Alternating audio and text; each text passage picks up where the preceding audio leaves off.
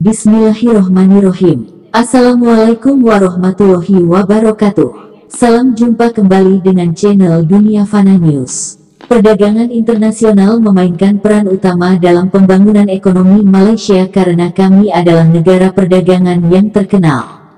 Malaysia diakui sebagai negara perdagangan ke-25 dunia pada tahun 2019 oleh Organisasi Perdagangan Dunia, WTO. Kinerja perdagangan Malaysia pada tahun 2020 tetap tangguh meskipun di tengah pandemi COVID-19. Total ekspor dan impor Malaysia masing-masing mencapai RM980,99 miliar dan RM796,19 miliar. Total perdagangan merupakan 117% dari produk domestik bruto (PDB) yang mencerminkan tingginya intensitas perdagangan Malaysia. Selama tahun 1990-an, tingkat keterbukaan perdagangan yang tinggi melambungkan partisipasi Malaysia dalam GVC. Meskipun demikian, berdasarkan data dari Trade Evaluation Tiva OECD, posisi partisipasi GVC Malaysia telah menurun dalam beberapa dekade terakhir, terutama dalam partisipasi GVC terbelakang seperti ditulis oleh Dr. Ong Sewe Lee, seorang dosen senior di Universitas Malaya di Harian Daystar Malaysia.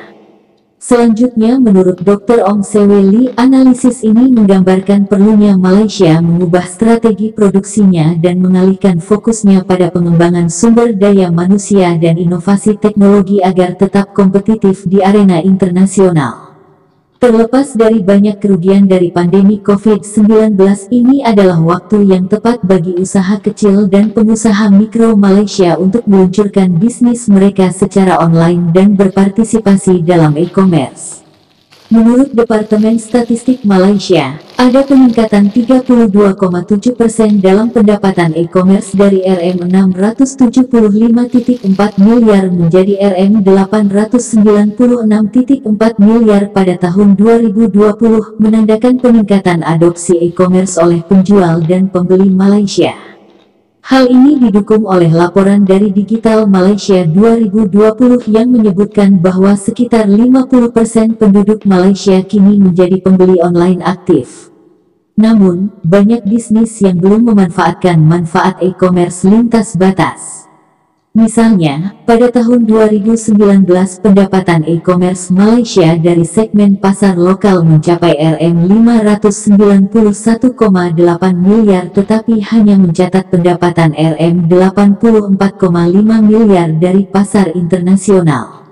Malaysia telah terlibat dalam inisiatif BRI China sejak 2013 dan berpotensi menuai berbagai manfaat dari kerjasama ini.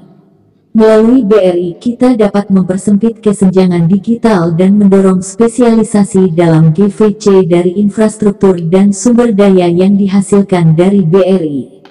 Selain itu, BRI telah menghasilkan banyak proyek bersama seperti China Malaysia Port Alliance (CMPA) yang saling menguntungkan dalam hal volume perdagangan yang lebih besar ke kedua negara dan ikatan bilateral untuk memfasilitasi pergerakan barang dan jasa lintas batas.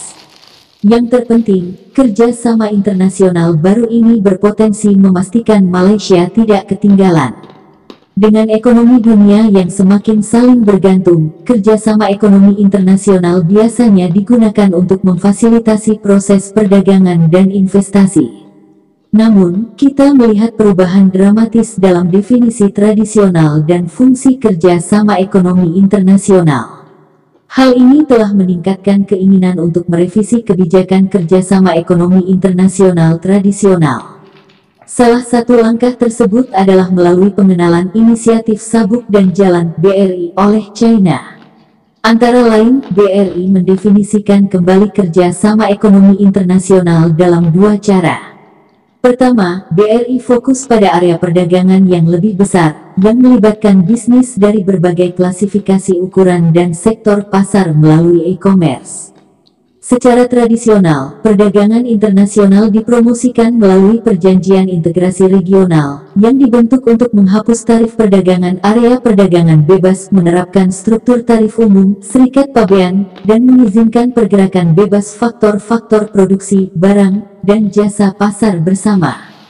Kurung tutup titik. Selain itu, sistem perdagangan internasional tradisional berfokus pada perusahaan besar. Namun, pola perdagangan internasional baru telah muncul dengan pesatnya perkembangan e-commerce.